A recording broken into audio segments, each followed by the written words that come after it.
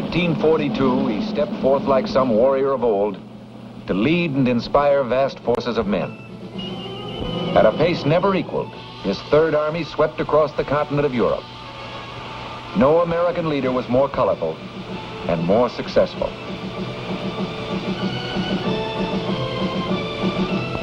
General George S. Patton, Jr., dedicated to glory and the victory that was won. The name, the symbol, the victories, our history.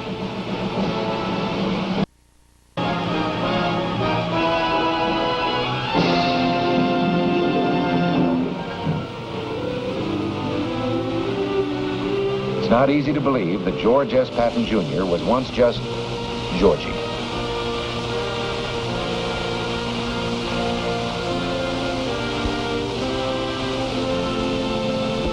From his earliest years, this lad believed he was going to be General George S. Patton, Jr.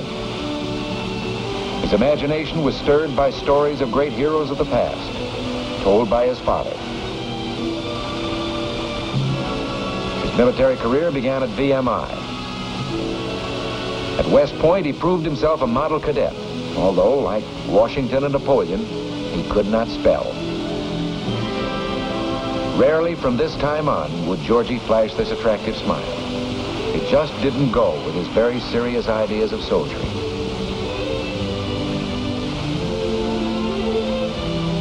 He established the first football team for soldiers to keep them from wasting their off hours in drinking and gambling.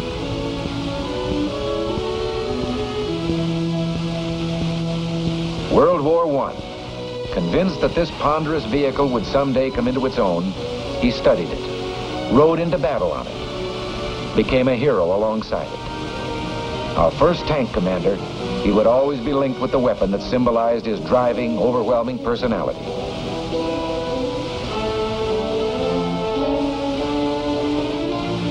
After the war, the tank school at Fort Meade. Two officers here shared a deep military interest. Ike Eisenhower, the fierce expression, his get-up at masquerades, reflected some deep instinct to play the role of warrior or fighter.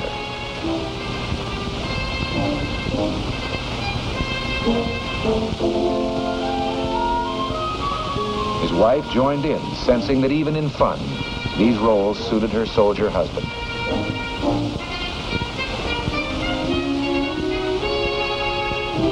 The time came as it had before, when the clothing of battle was to be worn by millions of Americans.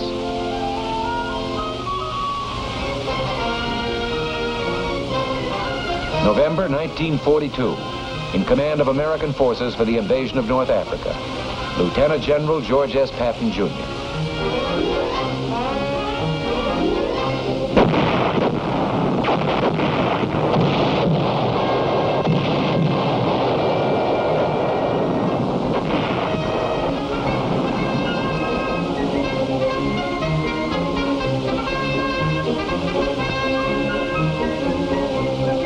One of the outstanding features of a brief campaign was Patton's bold leadership, and later, the favorable impression he created on French and Arabs alike.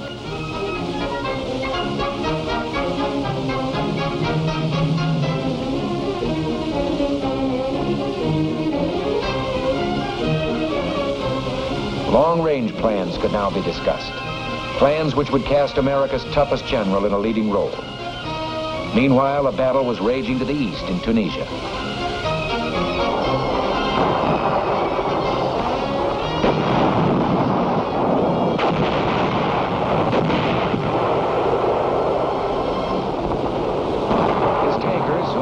To a pitch of fighting spirit, entered the fray.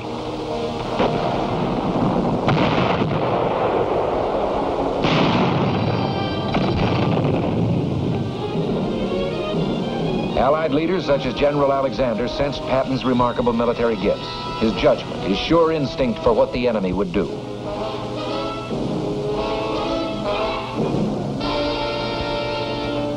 Patton set a tank trap for Rommel.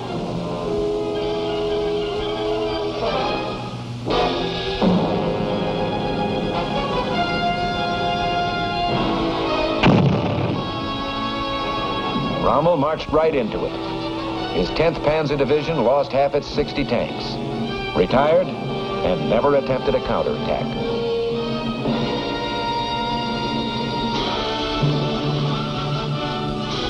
His reputation grew. He looked forward eagerly to his next campaign. He'd been selected to command a new army, the 7th, slated for the conquest of Sicily.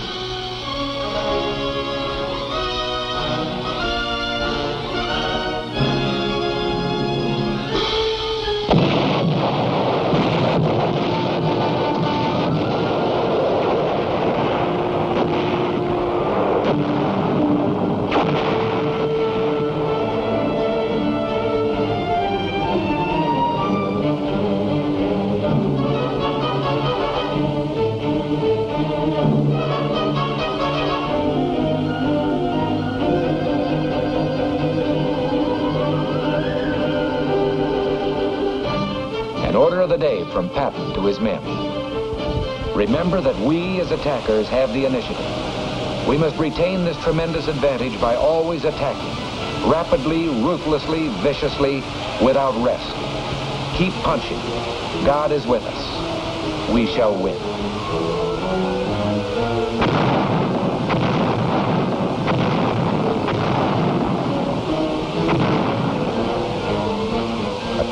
Attack, and when in doubt, attack again. Patton's major principle for fighting battles or a war.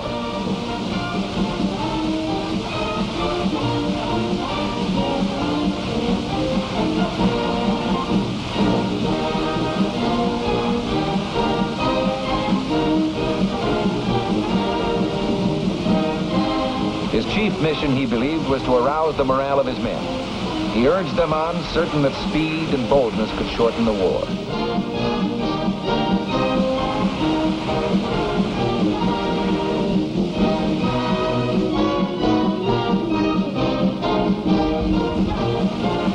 Like Monty, he believed in showmanship.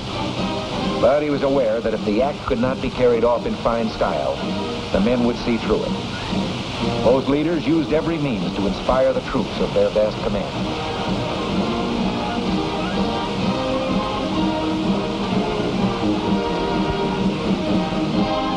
Sicily proved to be a model campaign. Sound tactics and a fighting spirit won the island in 38 days.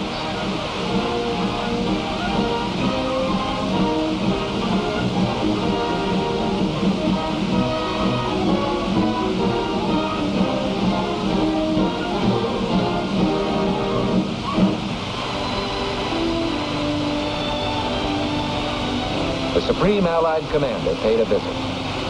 Passionately involved in the work at hand, Patton had acquired a reputation for being tempestuous, sometimes rash. There was a question as to his role in the invasion of Fortress Europe.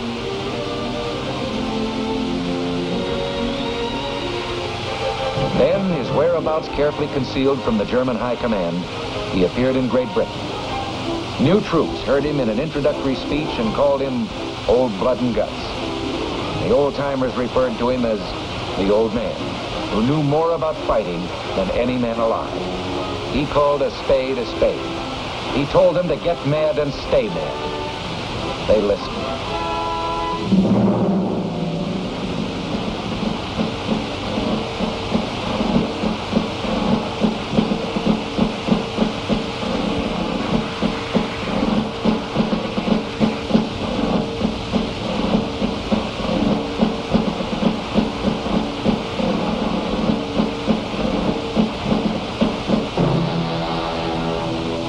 On D-Day, behind Bradley's First Army, another army assembled. Patton's Third. With plenty of armor, this outfit was like its commander. Fast, hard-hitting, spirited, spectacular.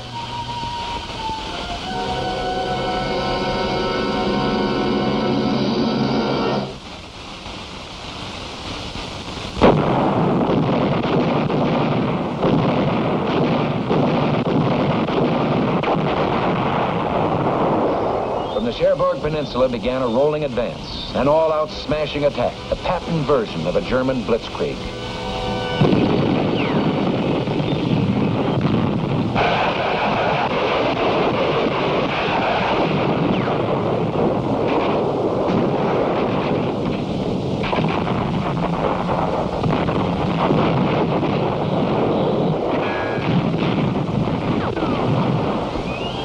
The old man had said, the harder we push, the more Nazis we'll kill.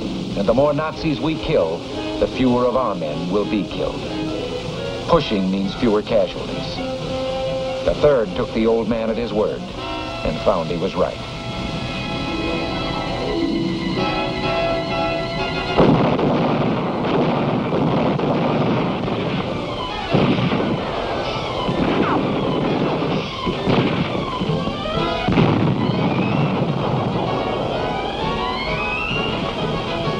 St. Malo, the beginning of a long list of towns, occupied by Germans one day, liberated the next.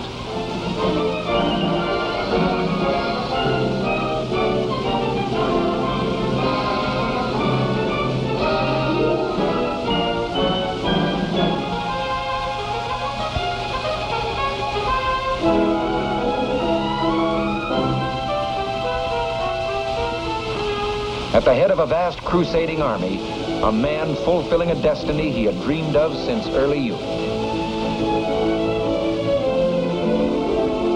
The attacks now were in all directions at once, toward the south and north, and east toward Germany.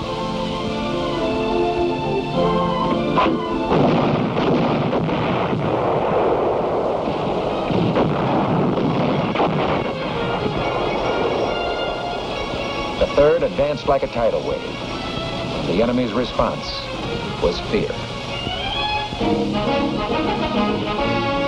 He told his men, in the last 2 weeks, the 3rd has advanced farther and faster than any other army in history.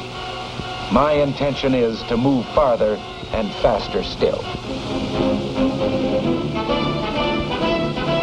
Outrunning its maps, the 3rd Army crossed the Seine.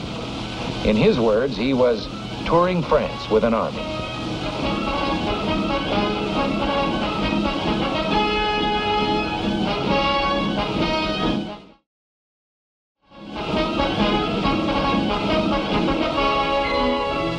He was everywhere at once, covering the great distances within his command. His use of light aircraft exemplified his eagerness to adopt any new means of increasing efficiency.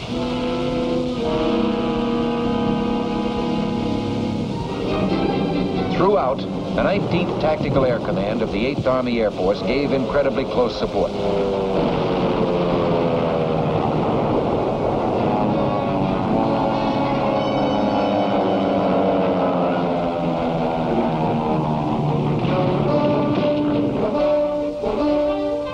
The astounding advances went on and on. Patton saw nothing in the way.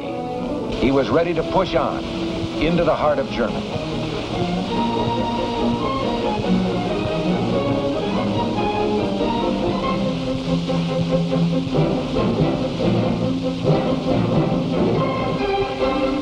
Struggling to keep up with his fast-moving front was a miraculous supply effort known as the Red Ball Express. But now Patton's supply lines were strained to the utmost. Winter was approaching. Other Allied armies were feeling the pinch. The 3rd was ordered to hold up, to take the defensive. Nothing but defeat itself could have made the general more depressed.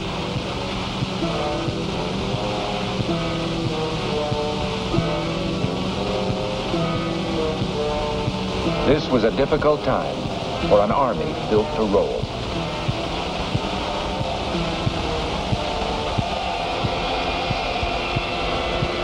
The tension for Patton was finally eased. He was assured by his old friend that the 3rd would eventually receive adequate supplies to resume what they had begun. Patton urged his leaders to keep high the morale created during the offensive. He himself delivered the pep talks for which he was famous, giving credit, instilling pride, urging men to even greater deeds. Then, the green light.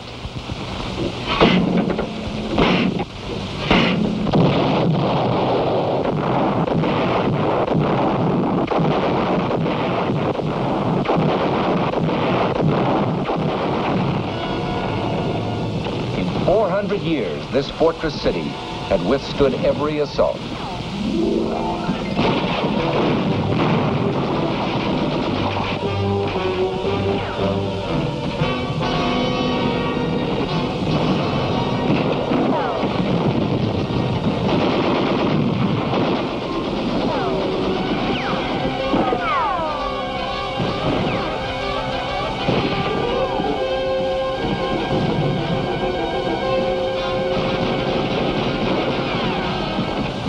was no cheap victory. But the fall of this highly regarded fortification bore out Patton's belief that no defense position had ever been successfully defended.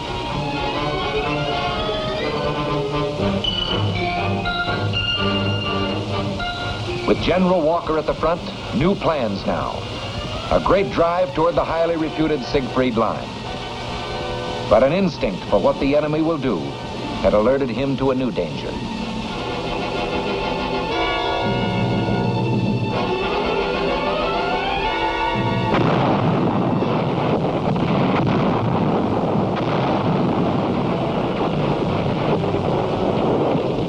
Field Marshal von Rundstedt struck with 20 divisions on a 40-mile front. The Battle of the Bulge.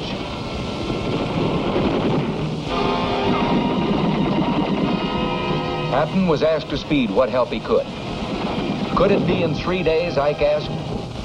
Patton's armored troops would make it in 2, dashing 100 miles over icy roads to Bastogne.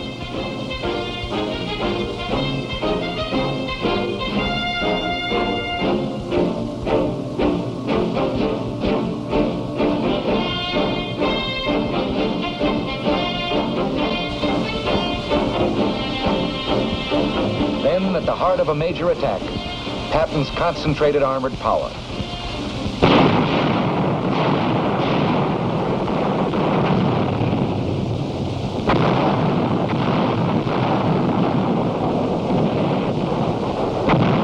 Terrible weather prevented a much-needed air attack. A religious man, Patton frequently prayed. This time, a prayer went out on thousands of printed cards for all his men to join in. Almighty and merciful Father, grant us fair weather for battle.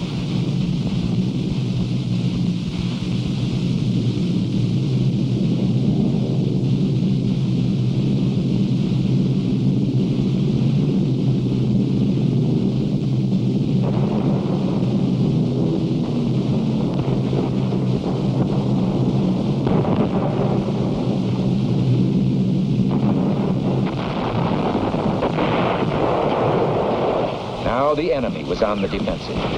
In Patton's book, they were destined to fail.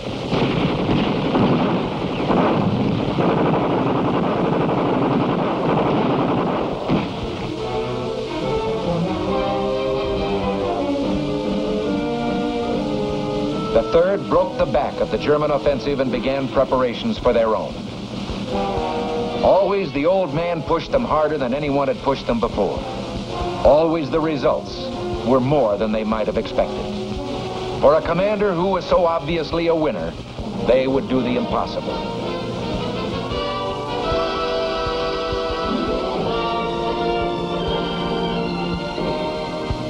Patton believed in decorations, in recognizing and exalting the heroic qualities of his men. And they sensed his sincerity when he used words like duty, patriotism, and loyalty. To him, these words had real meaning.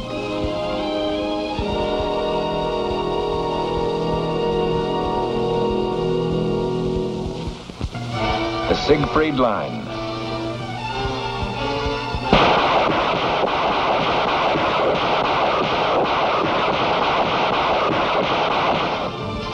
In Patton's words, this monument to the stupidity of man cracked easily.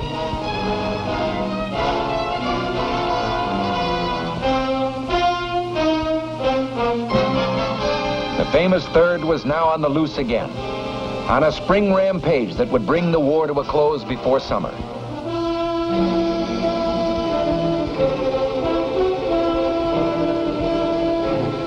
Again, Patton's army was going beyond expectations.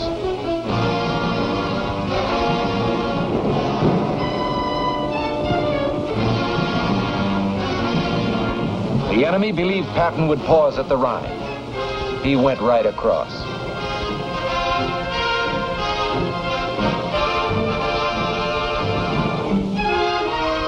Now, along a wide front, his divisions fought toward the final goal.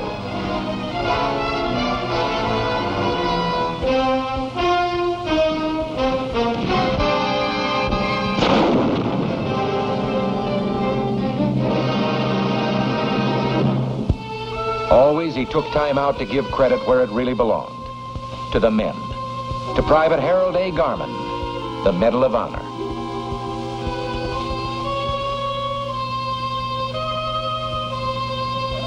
Exalting sacrifice, Patton never dwelt long on the horrors of war. But as his Third Army overran concentration camps in Germany, he saw horror of a new kind.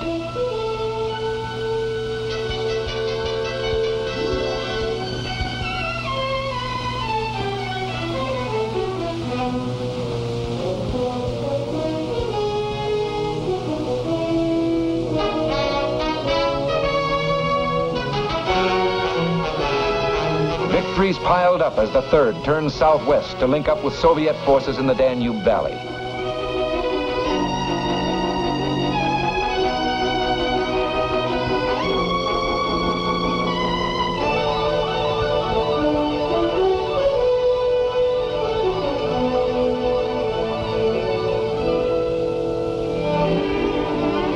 It was over.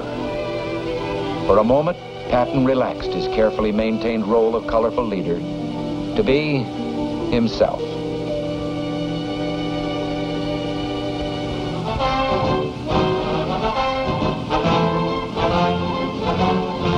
On his return, Americans showed their gratitude. In General Pershing's words, it didn't hurt America to have a general so bold that he was dangerous.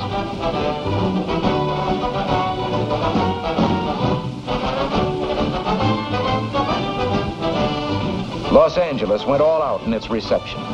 With him was General Doolittle, whose 8th Air Force in Europe did so much to assure final victory. Although no unit, no individual won the war, we're fortunate in having one here tonight with us who had a large part in winning the war. I'm pleased and proud to have been privileged to fight by the side of General George Patton.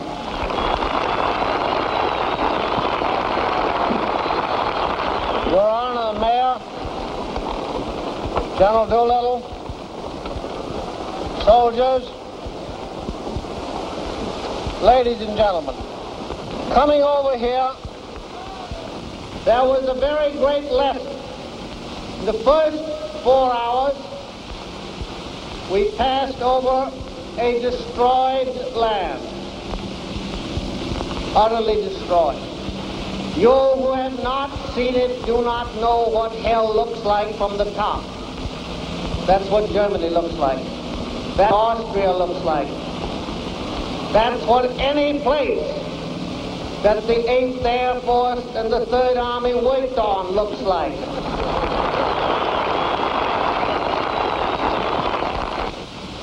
You must remember this, that from Brest to various towns in southern Germany and Austria, whose names I can't pronounce, but whose places I have removed,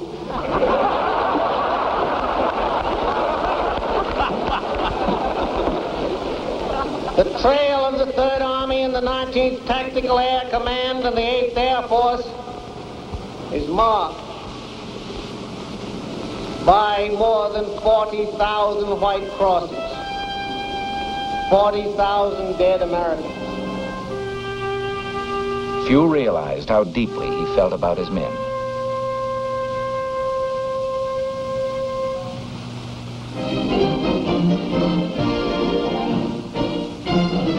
Germany, with no more battles to win, Patton watched Americans compete on the playing field. Again, he saw the fighting spirit, the will to win, a quality he loved and admired, and which epitomized himself.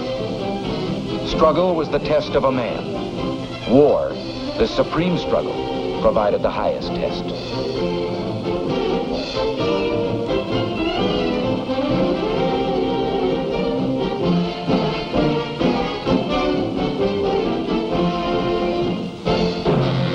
He had expected his own death to be spectacular. In this one prediction, he was more mistaken than in the planning of any battle.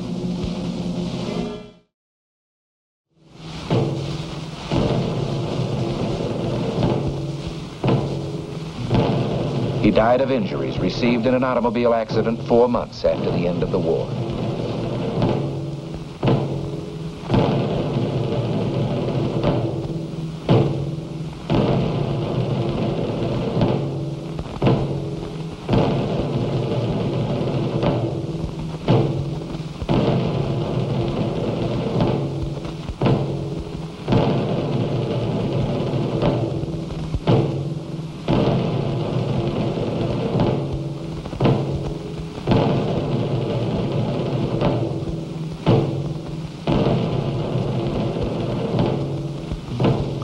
Place of burial among the men of the Third Army who had fallen in the Battle of the Bulge. His personality lives on in his statue at West Point. He lived for action and glory and reached the heights in serving his country.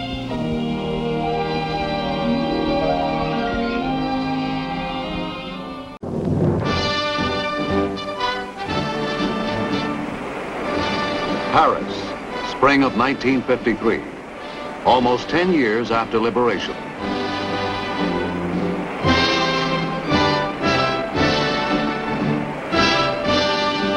Flags of many nations stand in harmony at the Palais de Chaillot.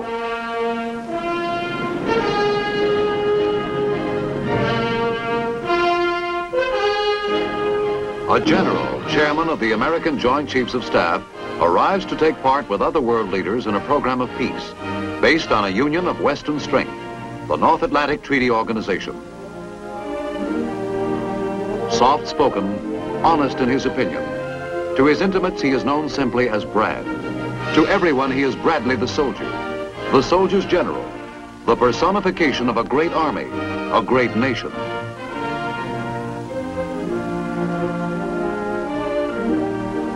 With all that he stands for, this man has no sense of destiny in his makeup.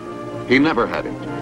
Even when he moved along the broken paths of mankind's greatest war, he moved as a soldier, with a soldier's determination.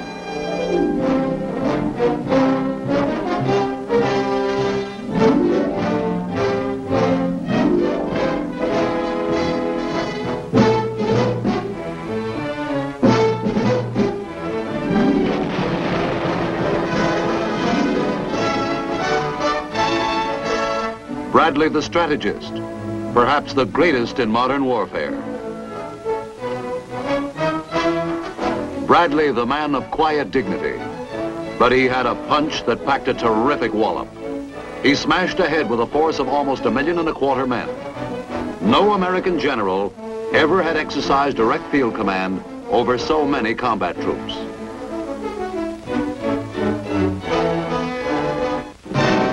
The end of the Nazi road.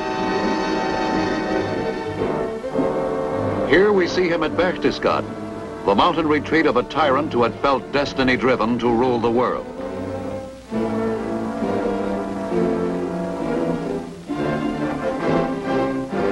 With a soldier's determination, Omar Nelson Bradley had won a brilliant campaign.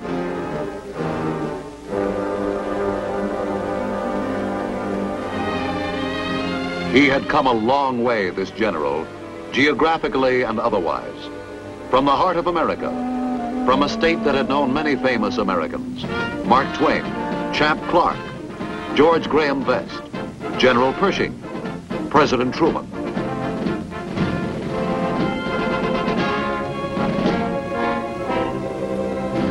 He was to serve as general under not one president, but 3.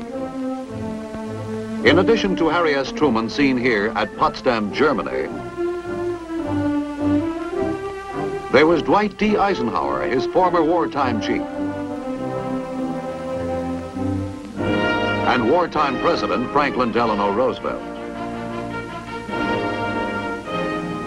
50 miles from the Missouri River on the birthday of Abraham Lincoln, Omar Bradley was born into the home of a poorly paid country schoolteacher. The year was 1893. In country such as this, he learned to fish, hunt quail, became an expert marksman. He was the only child. The name Omar came from a family friend, not the Persian poet.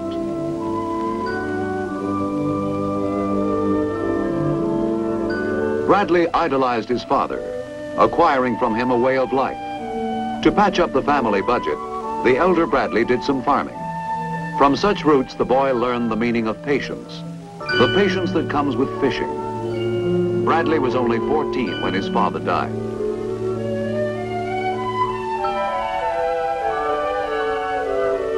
After high school, what? It was hard to say.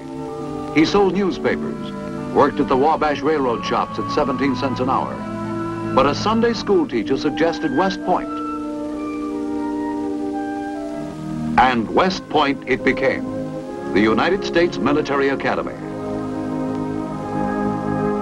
Here had studied Lee, Grant, Pershing. The class of 1915, Brad's class, was to furnish 56 generals. One could say of Bradley, as quiet as the Hudson, a trait that was duly noted by his class biographer. True merit is like a river. The deeper it is, the less noise it makes.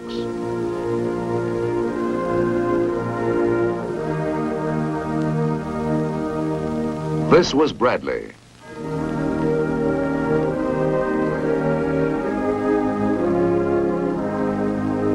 And they wrote further of him. His most prominent characteristic is getting there. Just how much prophecy was in this remark?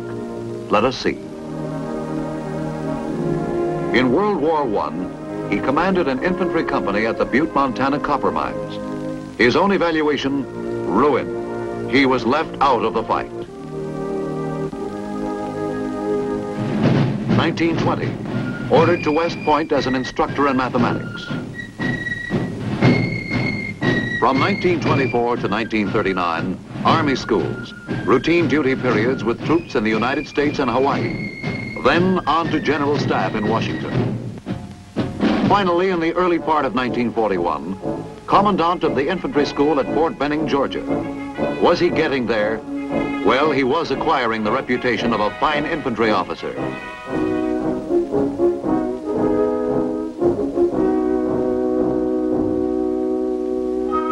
There wasn't a thing these men did that Bradley couldn't or wouldn't do, for he had great physical endurance.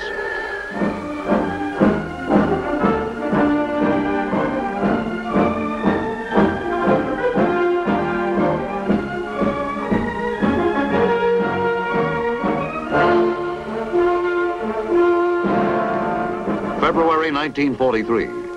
Bradley was in Florida training a division for duty overseas. World War II was in its second year for the United States, and Bradley was to be included in the fight. Word finally came to report to French North Africa.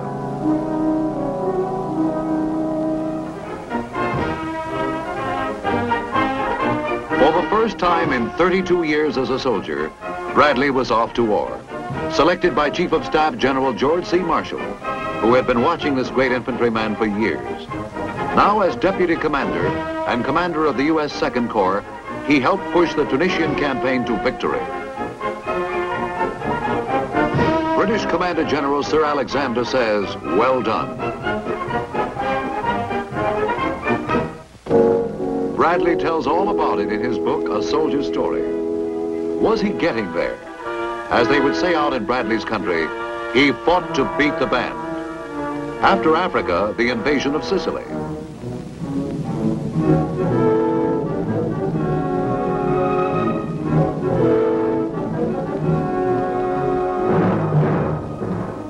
Bradley took Second Corps into Sicily under General George S. Patton's command. Plans for the Channel assault on France were well underway when General Marshall sent word to Eisenhower, "My choice has been Bradley." He meant for Bradley to lead the American forces for the great Normandy invasion, Operation Overlord.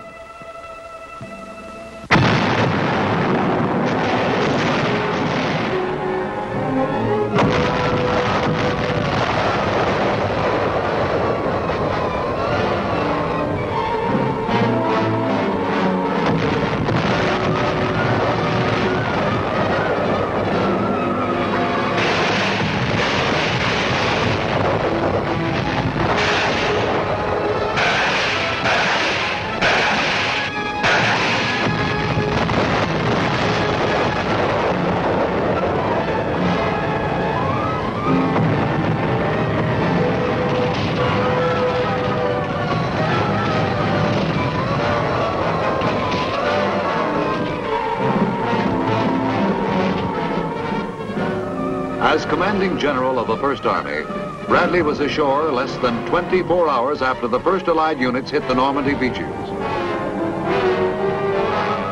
The Battle of Europe was to be a doughboys battle, and leading these doughboys was a man who, in the words of General Marshall, was fit for any command in the Army.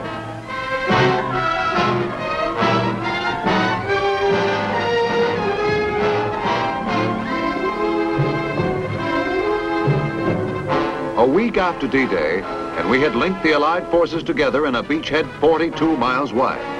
A prime objective, the port of Cherbourg.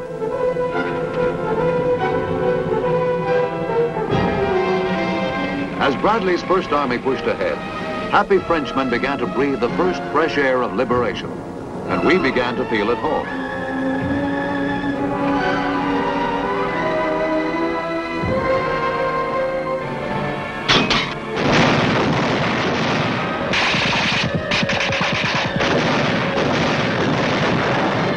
They were a hard nut to crack, those Nazis. At all costs, they meant to keep us from getting a harbor, a suitable port for our supplies.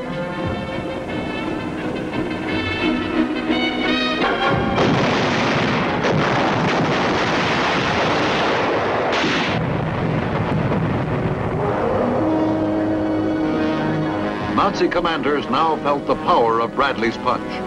For once Bradley made up his mind, he moved swiftly, relentlessly. Was he getting there? Following the Battle of Saint-Lô, he headed the 12th Army Group. As American forces plowed ahead, they moved out of the peninsula, then toward and beyond Paris. 43 divisions were to be deployed under Bradley's command. The 12th Army Group included General Courtney H. Hodges' First Army, General George S. Patton Jr.'s Third Army, General William H. Simpson's Ninth Army, and General Leonard T. Giroux' 15th Army.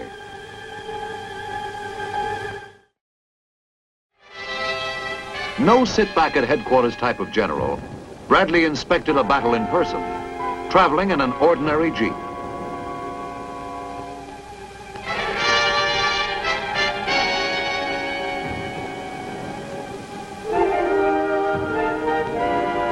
There wasn't a bit of glamour or fanfare in his whole tall, lanky frame.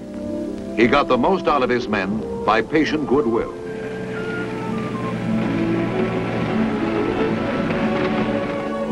He knew every division commander by his first name. When an officer performed as he expected him to, he gave him a free hand. When he hesitated, he tried to help him. And when he failed, Bradley relieved him, and all respected him. Even Patton, Bradley's chief in French North Africa and Sicily.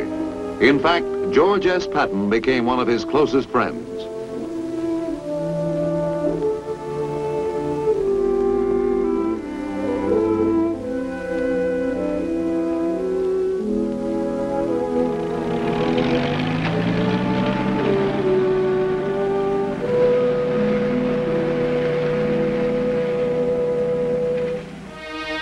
What did Bradley think of the boss, and vice versa? There was a mutual trust. Stout-hearted and confident of result was the way the chief described Bradley. Many battles justified faith in Bradley, but one especially was the big breakout.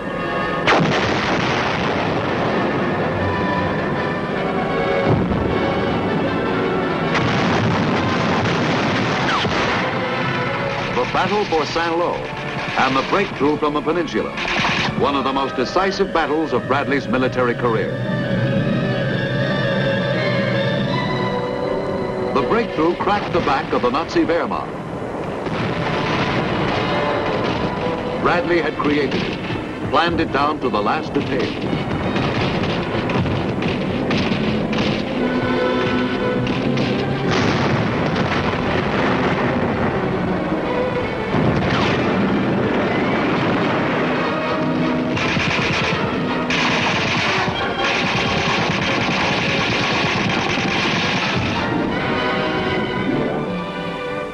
Uprooting meant taking quicker and firmer root in freedom's soil. Out came our armies. The way was open. The way to Paris.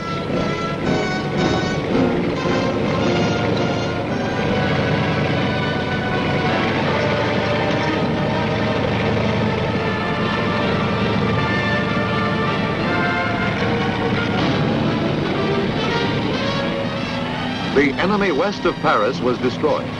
As he fell, the liberation of France lay only days away. That the Bradley breakthrough worked was due to a soldier's determination.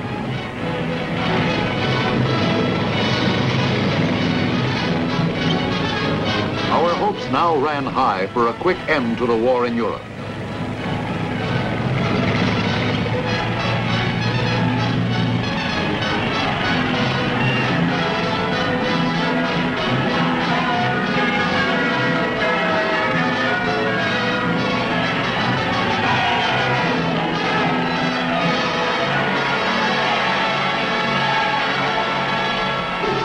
Paris, liberated. Bradley could have gone into Paris himself, but the quiet man from Missouri was not built like that. He had waited for his chief.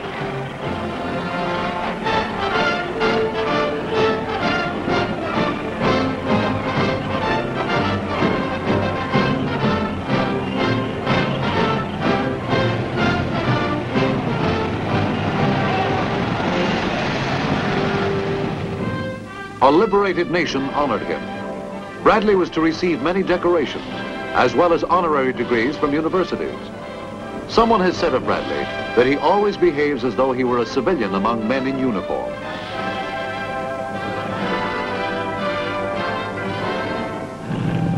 Even as Paris celebrated, something was happening. After the fastest blitz of modern war, we had to apply the brakes. Logistics, that age-old problem of supplying a mighty fighting force on the offensive, had run into difficulties. We had lost momentum.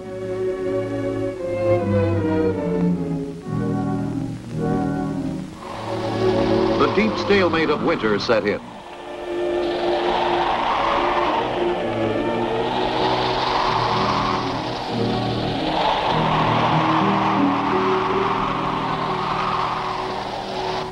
Then, quite suddenly, counterattack, the Battle of the Bulge, the greatest crisis in Bradley's military career.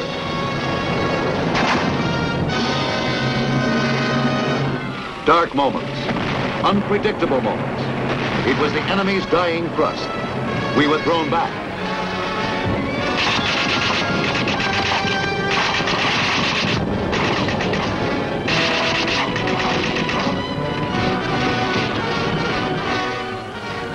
Even when the enemy was a few miles from his headquarters, Bradley refused to move back. He reasoned such a move could destroy confidence. Your identification, General. From stars down, solid proof was needed these trying days that you were not a Nazi disguised as an American.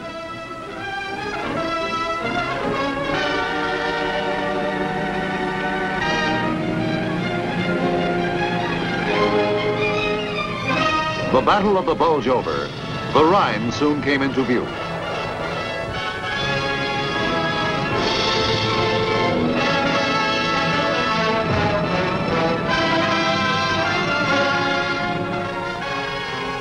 There wasn't much more to it after this. Operation Overlord, which had swept a relatively unknown general into great prominence, had blasted asunder the myth of Nazi invulnerability.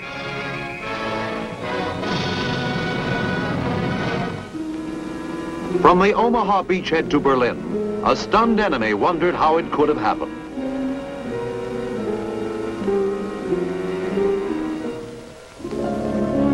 Farm boy to 4 stars. Was he getting there?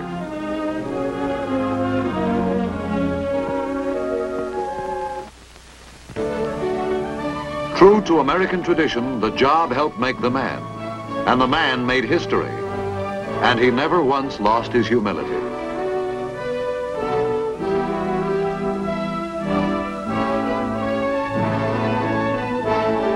Was there room for a 5th star?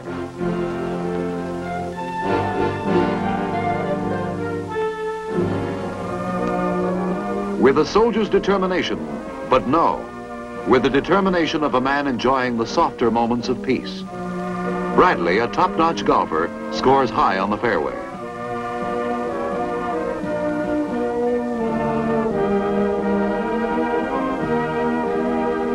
But a hop, skip, and a jump from the fairway was busy Washington.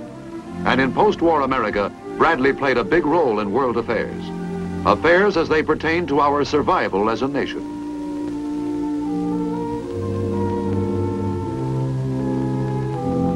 We see him here in the fall of 1948 as Army Chief of Staff. Prior to becoming the Army's chief, he had spent 2 years as Veterans Administrator. With him are Air Chief Hoyt Vandenberg and Navy Chief Louis E. Denfeld.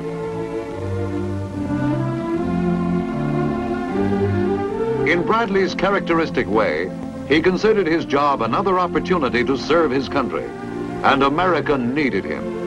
For a new type of world jitters had set in, the Cold War, modeled by the Kremlin. For example, the great airlift of 1948 and 1949. Starve the people of West Berlin came orders from Moscow. So the Red Army imposed a blockade on all overland transport between Berlin and the West. All trade stopped. Industrial paralysis threatened West Berlin. But not for long. The air was still free, and from the free nations poured fabulous supplies for the people of West Berlin.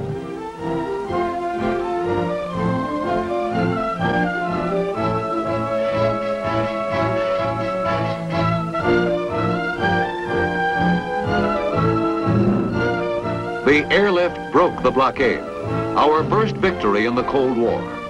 This type of war called for a reassessment of our military objectives. And that's where Bradley fit into the picture. He became a globetrotter, a sort of soldier diplomat. Here we see him arriving in Germany. His mission, to discuss plans for collective security with member nations of the North Atlantic Alliance. This was to be insurance against aggression by Soviet Russia.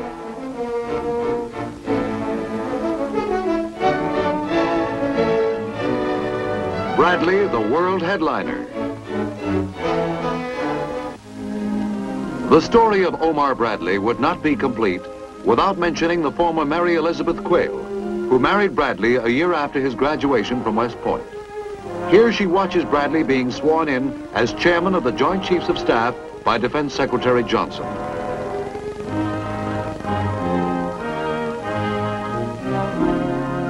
With great pride, Mrs. Bradley will tell you that Omar is a considerate husband and father.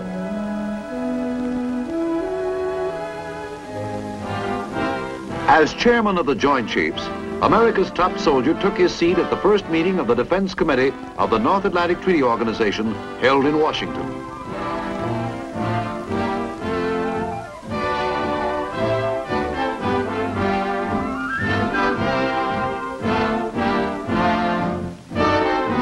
To resist aggression. That was the keynote. Yes, there was room for a fifth star by act of Congress and the deep respect and admiration of a fellow Missourian. A little trouble with the pin, but both Bradley and the president made it.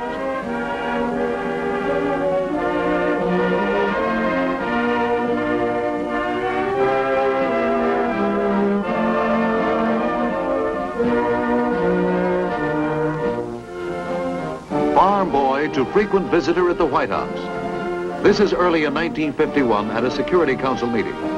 He sits beside the man who, along with his father, signalized his ideals in life, General Marshall, at this time Secretary of Defense. And again at the White House, with ministers of defense and military advisors of the North Atlantic Treaty Organization.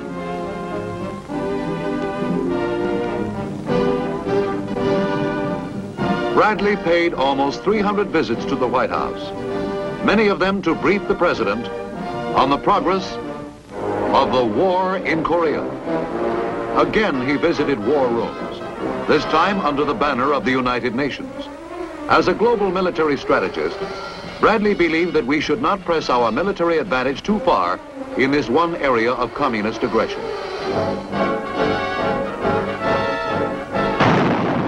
fighting raged from June 1950 to July 1953.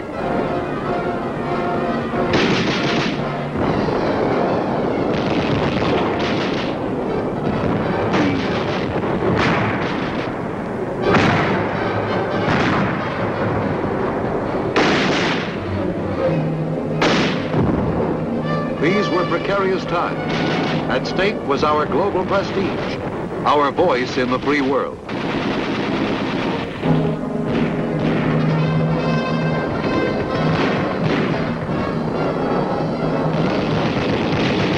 This war by satellite, was a new type of Soviet aggression, where the Kremlin directed a conflict in the front yard of Korean homes. As in World War II, Bradley helped direct Allied forces close to the battle lines.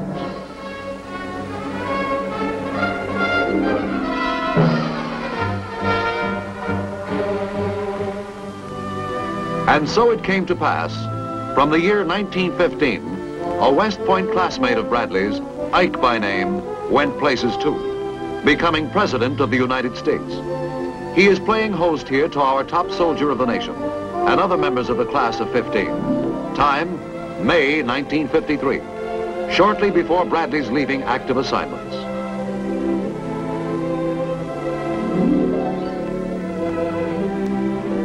It seemed fitting at this time to name an American town after Bradley. To quote Bradley, "No boy ever came out of an army camp with any more or any less moral fiber and any more or less courage than he had when he left his family fireside." Bradley, West Virginia, on U.S. Route 21, between Beckley and Mount Hope.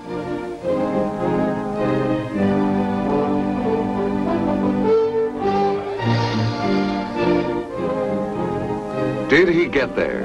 Well, seems like there's more to do. Advisor to Neil H. McElroy, present Secretary of Defense.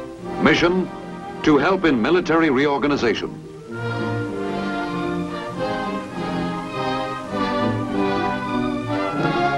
He has come a long way, this general from the humble roots of America, to enrich our heritage of service to mankind and love of country. A living monument among the truly great men of history.